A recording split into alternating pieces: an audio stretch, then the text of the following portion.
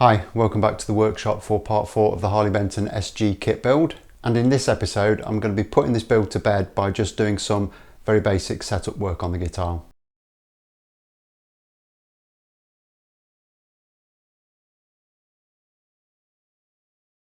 But in keeping with the rest of this build, I'm going to try and do this without spending a load of money. So I'm aiming to do this setup work with stuff that I would expect most guitarists to have on hand.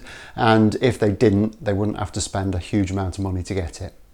Now in terms of setup on this guitar, there's 4 jobs that I need to tackle. I need to set the bridge for the string action. I need to set the intonation at the bridge. I think the neck relief needs a little bit of playing with, and I need to cut the nut slots because the nut action is way too high. And what's happening there is when you fret these low frets, it actually pulls the strings out of tune. They're going down that far, so we need to address that. And I can't do any of the other tasks realistically until I've got the nut sorted out. Now in terms of tools I'm going to use, luckily the guitar kit came with an Allen key for the truss rod, so that's all good. I've got the screwdrivers I need for the intonation and the bridge on my Leatherman. However, cutting the nut is going to be an issue. Normally, I would use my set of Hosco nut files, and these are brilliant and do the job absolutely perfectly. However, that set of nut files costs as much as this whole guitar to buy and put together. So I'm not going to use them because I can't really expect everyone's got a set of those lying around.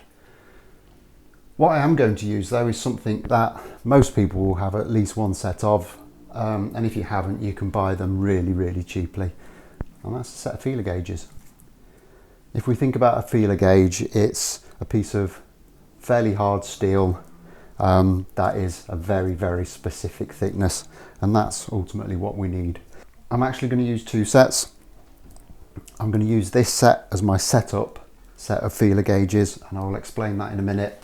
And then I'm going to use this old set that are all manky and a little bit rusty as the set that I'll cut with. So I'm going to bring you in a little bit closer to the nut, and I'll go through exactly how I'm going to go about this.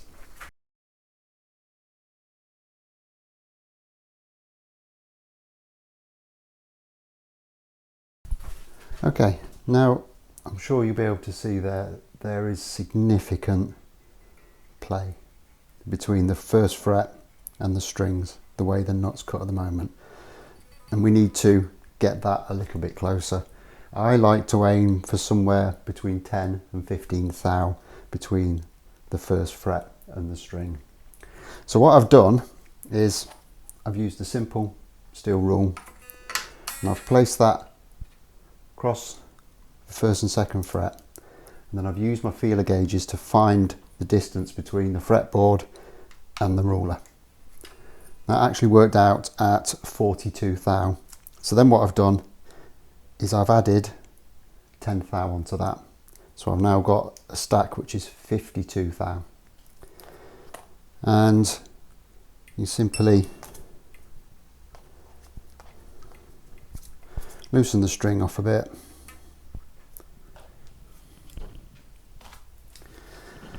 And I place those 2 feeler gauges against the nut, and I get my other set of feeler gauges and use them to cut the slot. Now this set of feeler gauges is the set that I used to use to actually do all my nut slotting in back in the day, and as you can see, this one's actually got some saw teeth cut into it. Now I use this one to kind of get my slots where I need them to be, and then I'll go back with the appropriate size feeler gauge and get the slot out to the thickness it needs to be to hold the string properly. And all I'm simply going to do is cut down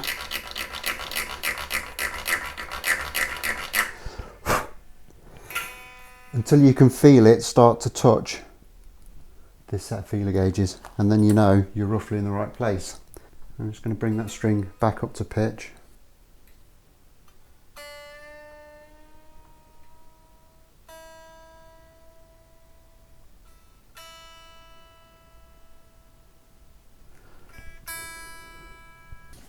And there we can see that that string action at the knot is much better now. So that's not going to pull out of tune anymore when we fret it. So what I'm going to do now is I go back to this stack of feeler gauges and I'm just going to add 2 thou to it.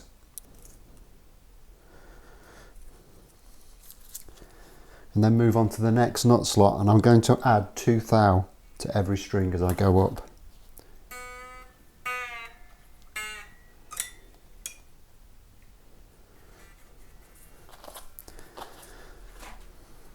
And I'm just going to do exactly the same thing.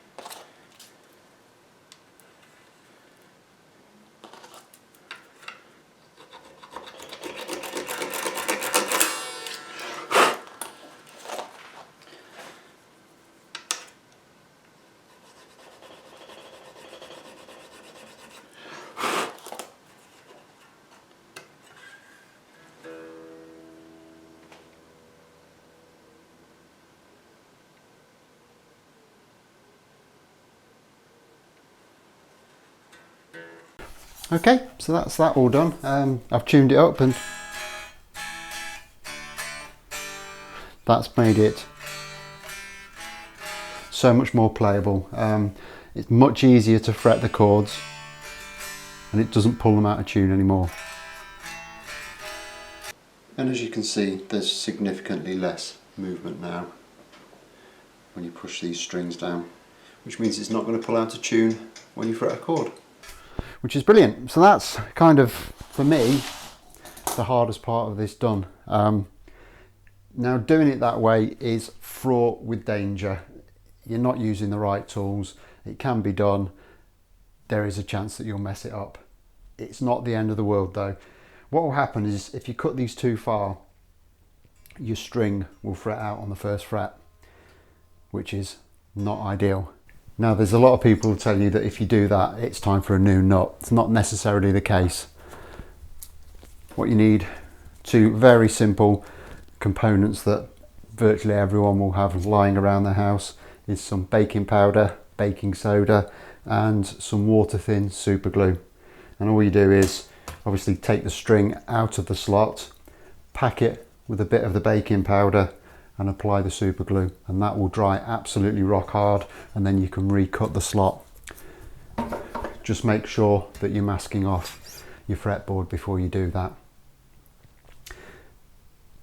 Not something you want to be doing. Luckily I didn't have to do that on this one, but it is a really good way of rescuing a nut that's been cut a little bit too far.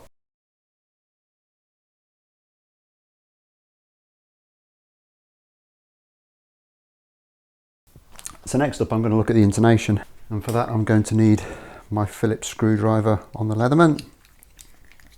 I'm really praying that we can get in. We can. We're going to have to move the string to do it, but we can get in. Now I've kind of taken it for granted that anyone who's serious enough about guitars to be doing this will have a couple of items that we're going to need for the rest of the setup. One of them is a capo and the other one is an electric tuner. I don't think it's unreasonable to suggest that most guitarists will have those. So I'm going to start with the intonation, and now that we've got the nut right, we're not going to be pulling the string out of tune when we fret it. Not that it probably would have done at the 12th fret anyway, but better safe than sorry. So I'm going to start on the low E, bring that up to pitch and just check it at the 12th fret.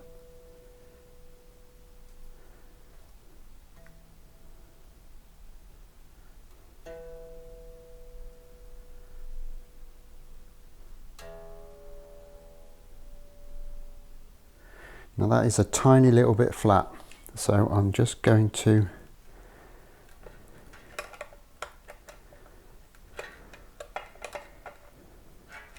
shorten the string a little bit.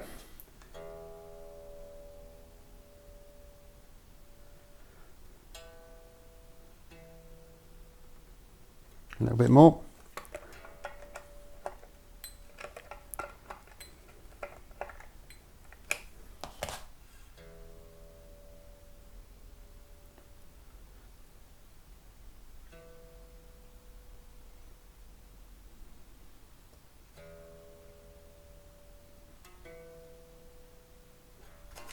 Touch more.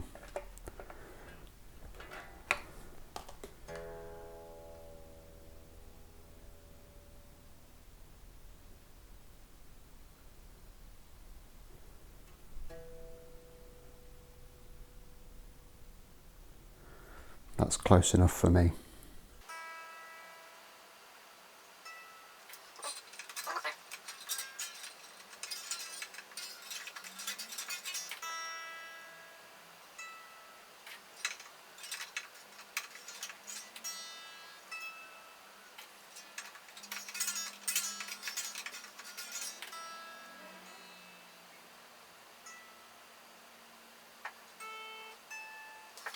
So I'm just going to work my way through the rest of these strings now and just do exactly the same process and get them all where they need to be.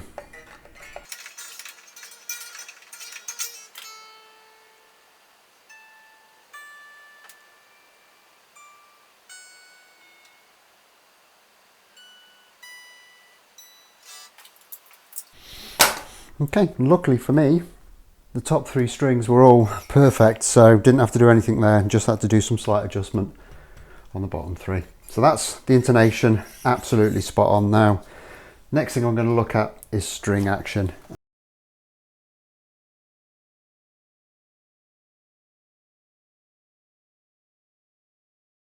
And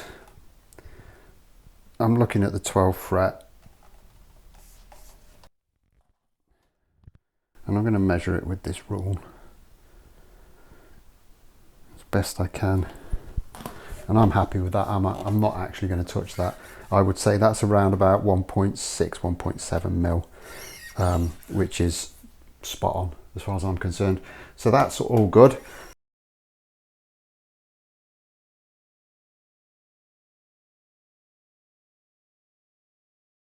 which only really leaves us one more bit, and that's to check the neck relief. And for that, I'm going to use a capo at the first fret, and I've got my special 12th thou feeler gauge that I always use for this job. And what I'm going to do is fret the 6th string round about where it meets the body, and I'm going to check this at the 7th fret.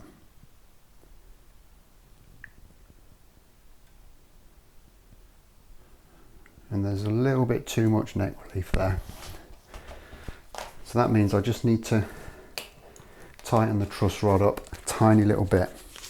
Now theoretically shouldn't really be tightening this up under string tension, but it's only the slightest amount. So that's probably about 1/8 of a turn.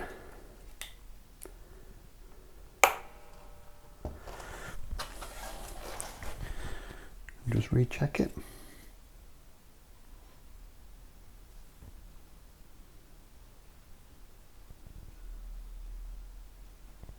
That's spot on, absolutely spot on.